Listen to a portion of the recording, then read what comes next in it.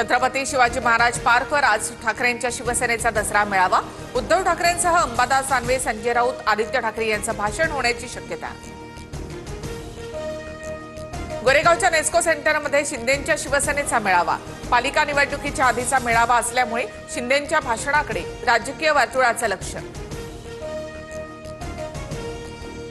आधी निष्ठावंतांचे मेळावे व्हायचे, आता गद्दारांचे मेळावे होत आहेत। गद्दारांवर चिखलफेक होणार असेल तर चुकीचं नाही। संजय राऊतांचा शिंदेंच्या शिवसेनेवर हल्लाबोल। 3.5 वर्ष राऊतांकडून चिखलफेक। नापास विद्यार्थी आम्हाला शिकवू शकत नाही। उपमुख्यमंत्री शिंदे विकास कामांवर बोलतील। उदय सामंत यांची प्रतिक्रिया।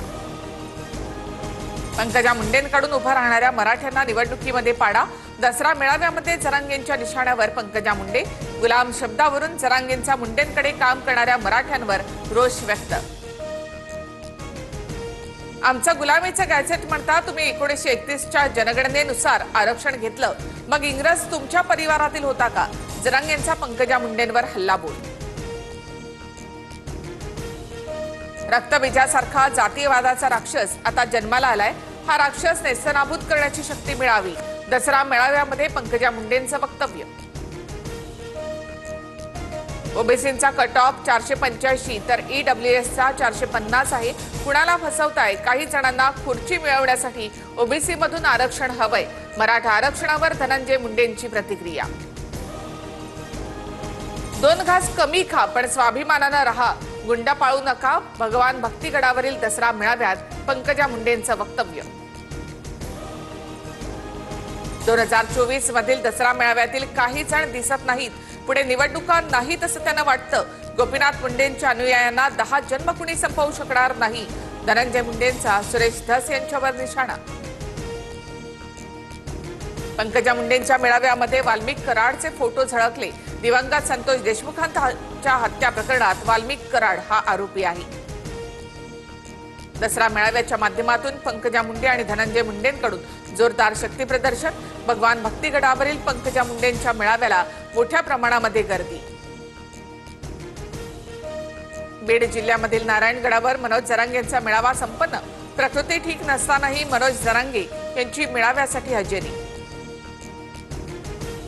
राज ठाकरे यांच्या हस्ते शिवतीर्थवर शस्त्रपूजन।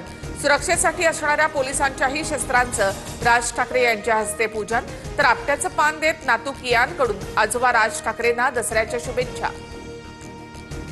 आम्ही मनुस्मृतीवर नाही संविधानावर चालणार असं अटल बिहारी वाजपेयींनी सांगितलं होतं। संघाच्या कार्यक्रमात माजी राष्ट्रपती रामनाथ कोविंद यांचं वक्तव्य। शेजारील देशांमधील अस्थिरता भारतासाठी चिंतेचा विषय। भारत जगाला मार्ग दाखवू शकतो, मोहन भागवत यांचं वक्तव्य।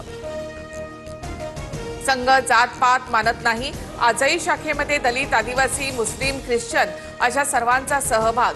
राष्ट्रीय स्वयंसेवक संघाच्या शताब्दी निमित्तानं मुख्यमंत्र्यांचा विशेष लेख। तात्काळ राष्ट्रीय स्वयंसेवक संघ विसर्जित करावा। गांधींच्या विचारांच्या अनुषंगाने पुढची वाटचाल करावी। काँग्रेस प्रदेशाध्यक्ष हर्षवर्धन सपकाळ यांचं वक्तव्य। आज 69वा धम्मचक्र प्रवर्तन दिन। नागपूरच्या दीक्षाभूमीवर मोठ्या प्रमाणात अनुयायांची गर्दी। माजी राष्ट्रपती रामनाथ कोविंद यांची काल दीक्षाभूमीला भेट। दसऱ्याच्या निमित्तानं राजनाथ सिंग यांच्याकडून शस्त्रपूजन। राजस्थानच्या भुजमध्ये भारतीय लष्कराच्या शस्त्रांचं पूजन।